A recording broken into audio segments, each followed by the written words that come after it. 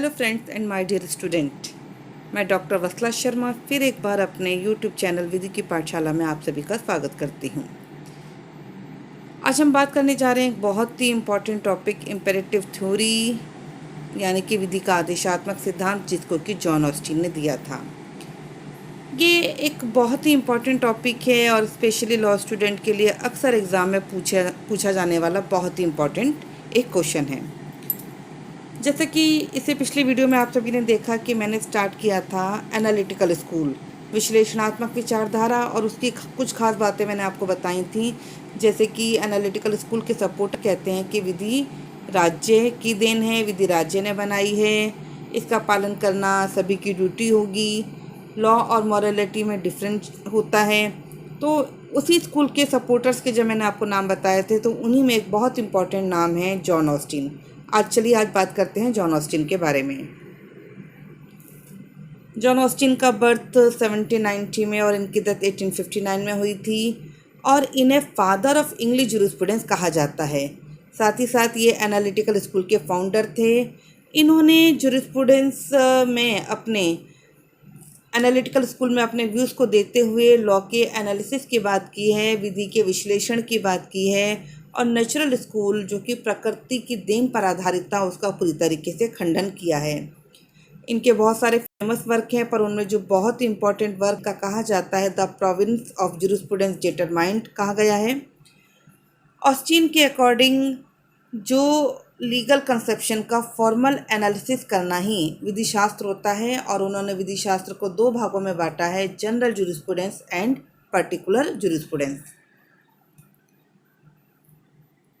Austin के अनुसार विधि न्याय से अलग है और वो कहते हैं कि विधि न्याय उचित या अनुचित पर नहीं आधारित होती है, बल्कि विधि संप्रभु के द्वारा यानी कि राज्य के द्वारा बनाई जाती है। A rule laid down for the intelligent being by an intelligent being having power over him। उनका कहना ये था कि किसी भी राजनीतिक समुदाय में विधि ऐसे नियमों का संकलन है जो एक बुद्धिमान व्यक्ति द्वारा किसी अन्य बुद्धिमान व्यक्तियों के मार्गदर्शन के लिए बनाए गए हों, और ऐसे व्यक्ति जिनकी संप्रभुता हो या जो राजनीतिक समुदाय में सर्वोच्च शक्ति रखते हों, जब वो अन्य व्यक्तियों के मार्गदर्शन के लिए नियम बनाते हैं तो वो विधि कहलाते हैं। यानी कि विधि ऐसे आदेशों का समूह है जो एक संप्रभुताधारी यानी कि सॉवरन द्वारा किसी स्वतंत्र राजनीतिक समुदाय में प्रजा के व्यवहारों को निर्धारित करने के लिए जो बनाए गए हैं वो नियम विधि के नियम कहलाते हैं। और ऑस्टिन ने उनको जो नाम दिया है उनको पॉजिटिव लॉ यानी कि वास्तविक विधि या निश्चयात्मक विधि, या जिसको हम अधिरचित विधि भी कहते हैं, कहा है। पॉजिटिव लॉ से उनका मतलब है law as it is not as it ought to be, यानी कि विधि कैसी है ना कि विधि कैसी होनी चाहिए। अब ऑस्टिन की यदि हम इस पॉजिटिव लॉ की व्याख्या करें तो हमारे सामने कुछ इम्पॉर्टेंट बातें सामने आती हैं, जैसे कि लॉ इज़ ए कमांड यानी कि विधि समादेश है, और समादेश भी कई प्रकार का होगा जो भी हम आगे डिस्कस करेंगे। Sovereign is the main source of law, जो संप्रभु शक्ति है वही राज्य में मुख्य होती है। विधि के पीछे दंड का प्रावधान भी होता है और विधि तथा नैतिकता में अंतर होता है। अब बात करने जा रहे हैं ऑस्टिन के विधि के सिद्धांत की, जो कि उन्होंने एनालिटिकल स्कूल में बताया है और जो उनका बहुत इम्पॉर्टेंट सिद्धांत है और जिसको कि कहा जाता है विधि का आदेशात्मक सिद्धांत यानी कि इम्पेरेटिव थ्योरी ऑफ ऑस्टिन। जैसा मैंने भी आपको बताया कि ऑस्टिन कहते हैं कि that law is the command of sovereign backed by a sanction. विधि संप्रभु का आदेश है और जिसका पालन करना सभी का कर्तव्य होगा। जो लोग इस कर्तव्य का पालन नहीं करेंगे उन लोगों को दंड प्रदान किया जाएगा। तो कहीं ना कहीं ऑस्टिन के अकॉर्डिंग जो दंड की जो शक्ति है वो लोगों को बाध्य करती है, जो दंड देने की शक्ति लोगों को बाध्य करती है कि लोग विधि के नियमों का पालन करें। ऑस्टिन की इस आदेशात्मक सिद्धांत में तीन बातें हमारे सामने आती हैं, सॉवरन, कमांड और सैंक्शन, और ऑस्टिन का आदेशात्मक सिद्धांत इन्हीं तीनों बातों पर टिका हुआ है। सबसे पहले डिस्कस करते हैं सॉवरेनिटी को। सॉवरेनिटी यानी कि संप्रभु शक्ति का क्या मतलब है। संप्रभु शक्ति का मतलब ये आ जाता है कि यदि किसी राजनीतिक समुदाय में कोई एक ऐसी शक्ति जिसकी बात का सभी लोग पालन करें लेकिन ज़्यादा से ज़्यादा लोग अपनी इच्छा से जिसकी बात का पालन करें, लेकिन जब वो खुद किसी की बात को मानने के लिए बाध्य नहीं हो तो ऐसी शक्ति को संप्रभु शक्ति कहा जाता है और ये शक्ति सर्वोच्च शक्ति मानी जाएगी। सेकंड, हम ये भी कह सकते हैं कि ये संप्रभु शक्ति या तो एक व्यक्ति हो सकता है या व्यक्तियों का समूह हो सकता है। मतलब होगी शक्ति एक ही, चाहे वो सिंगल पर्सन हो या एग्रीगेट हो। सॉवरेनिटी में दो क्वालिटीज़ होती हैं, एक पॉजिटिव मार्क होता है, एक नेगेटिव मार्क होता है। पॉजिटिव मार्क का मतलब ये हो गया कि सॉवरेन की बात को ज़्यादा से ज़्यादा लोग विलिंगली फॉलो करेंगे। और नेगेटिव मार्क क्या है? संप्रभु खुद किसी की बात को मानने के लिए बाइंडिंग नहीं है। ऑस्टिन के अकॉर्डिंग सॉवरेनिटी में मेन 3 विशेषताएं होती हैं, जिसमें से हम सबसे पहले बात करते हैं इलिमिटेबल, इंडिविजिबल और एसेंशियल। इलिमिटेबल का मतलब होता है असीमितता। असीमितता का मतलब ये हो गया कि संप्रभु शक्ति असीमित है। इसका यहाँ पर इनका कहने का तात्पर्य है कि संप्रभु की पावर को या संप्रभु शक्ति को लिमिटेड नहीं किया जा सकता, लिमिटेशन नहीं लगाई जा सकती है।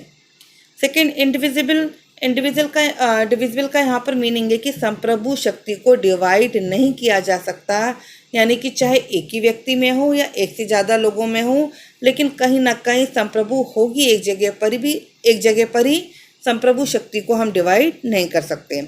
और तीसरा है आपका एसेंशियल, यानी कि कॉन्टिन्यूस, यानी कि कोई किसी भी राजनीतिक समुदाय के अंतर्गत संप्रभु शक्ति का होना आवश्यक है। यदि संप्रभु शक्ति नहीं होगी तो राज्य के लिए कौन विधि के नियम बनाएगा? राज्य सही तरीके से संचालित रूप से कभी चल ही नहीं पाएगा। इसीलिए राज्य के अंतर्गत संप्रभु शक्ति का होना बहुत ही जरूरी है। देन सेकंड पॉइंट आता है कमांड। ऑस्टिन ने विधि को संप्रभुताधारी का समादेश माना है। समादेश का मतलब राज्य की उस इच्छा की अभिव्यक्ति है जो प्रजा को किसी काम को करने या ना करने के लिए कहे।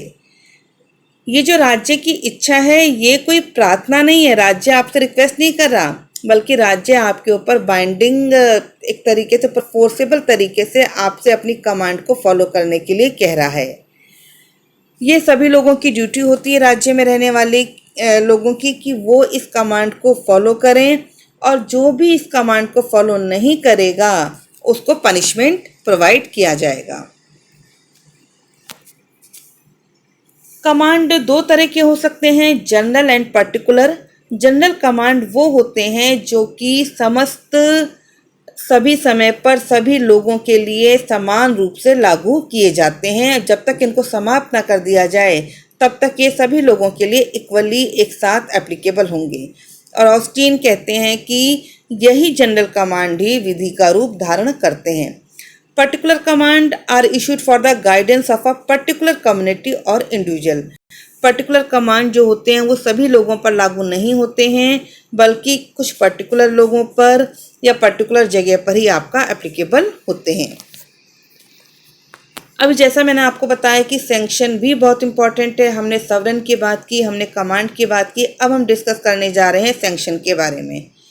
ऑस्टिन कहते हैं कि सैंक्शन लॉ का बहुत एसेंशियल एलिमेंट है और लॉ को इन्फोर्स कराने के लिए सैंक्शन का होना बहुत ज़रूरी है, क्योंकि सैंक्शन ही है जो लोगों के मन में पनिशमेंट का डर बैठाता है यदि कोई व्यक्ति कर्तव्य का पालन नहीं कर रहा।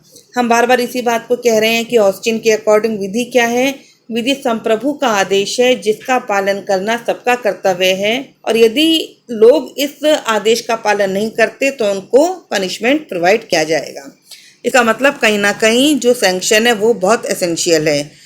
और ऑस्टिन ने यहाँ पर यह भी कहा कि जब हम इंटरनेशनल लॉ की बात करते हैं तो उसके पीछे कोई भी सैंक्शन का प्रोविज़न नहीं है, तो या फिर वहाँ पर सॉवरेन के द्वारा बनाए गए कमांड की बात नहीं की गई है, तो इसीलिए वो उसको केवल पॉजिटिव मोरालिटी कहते हैं, वो इंटरनेशनल लॉ को लॉ नहीं मानते हैं। तो अभी तक हमने जितना डिस्कस किया उससे हमें ये क्लियर हो गया कि ऑस्टिन ने पूरी तरीके से लॉ एंड मोरालिटी को में डिफ्रेंशिएट किया है। ऑस्टिन ने विधि को संप्रभु का आदेश कहा है। इस आदेश का पालन करना सबका कर्तव्य है, और जो लोग इस आदेश का पालन नहीं करेंगे उनको दंड प्रदान किया जाएगा। ऑस्टिन की इस थ्योरी का बहुत क्रिटिसिज्म भी हुआ है। क्रिटिसिज्म क्या क्या हो सकता है? कई लोगों ने कहा कि इन्होंने सबसे पहले कस्टम को पूरी तरीके से इन्होंने इग्नोर कर दिया है, जबकि ऐसा पॉसिबल नहीं है। विधि ठीक है, समादेश हम कह सकते हैं विधि राज्य द्वारा बनाई गई है, ये बात तो ठीक है, लेकिन विधि केवल राज्य का समादेश नहीं होती है। बहुत सारे जगह पर यदि हम भारत की भी बात करें तो बहुत सारी विधियां रीति रिवाजों प्रथाओं के माध्यम से भी बनी हुई हैं।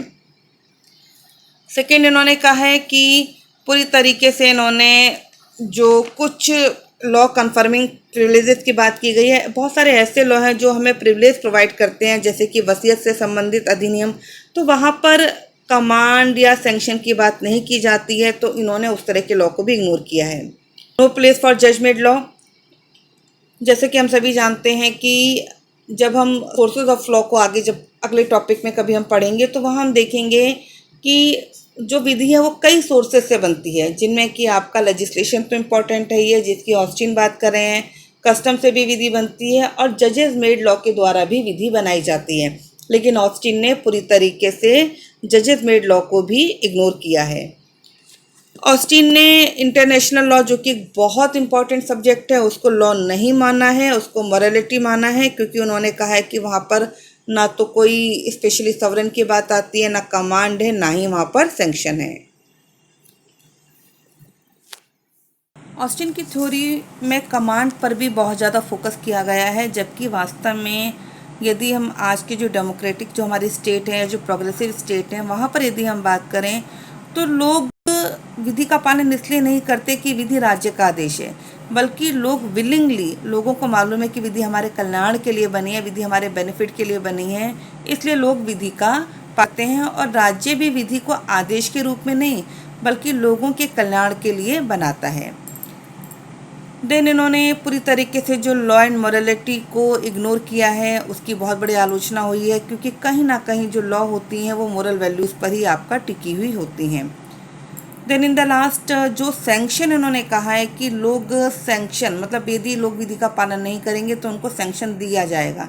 ठीक है, सैंक्शन देना जरूरी है, लेकिन ऑस्टिन की थ्योरी में ऐसे लगता है कि जैसे केवल थ्योरी पूरा दंड पर ही है और लोग केवल दंड के डर के मारे ही विधि का पालन करते हैं। इसीलिए कई जगह पर इनकी थ्योरी को कहा गया है एक बंदूकधारी की थ्योरी, मतलब जिसमें कहा गया कि ऑस्टिन का सिद्धांत ऐसा लगता है जैसे एक बंदूकधारी आपके सामने बंदूक लेके खड़ा हो गया हो और वो आपसे कहे कि मेरी बात मानोगे तो ठीक है, यदि मेरी बात नहीं मानोगे तो मैं आपको गोली मार दूंगा। तो उनका जो सिद्धांत है कई लोगों के अनुसार आलोचना में केवल एक बंदूकधारी के आदेश से ज़्यादा कुछ भी नहीं है। तो यहाँ पर यदि हम पूरा कंक्लूजन निकालें तो हम यही कह सकते हैं कि देखा जाए तो ऑस्टिन का जो सिद्धांत है वो बहुत इम्पॉर्टेंट है, क्योंकि नेचुरल स्कूल का खंडन करते हुए और विधि को राज्य के साथ जोड़ा गया है। तो विधि को जो जिसमें कि राज्य का आदेश कहा गया है, सारी चीज़ें बहुत इंपॉर्टेंट है, लेकिन केवल राज्य का आदेश कहना या केवल पनिशमेंट की बात कहना, ये चीज़ें भारत में या ये चीज़ें पूरी तरीके से सही आपका एप्लीकेबल नहीं होती हैं। पर इन सब के बाद में भी हम देखें तो ऑस्टिन का कंट्रीब्यूशन अपने आप में बहुत इम्पॉर्टेंट है, क्योंकि उन्होंने विधि के विश्लेषण की बात की है, इन्होंने वास्तविक विधि की बात की है, विधि को संप्रभु की देन कहा है। Thank you so much for watching the video.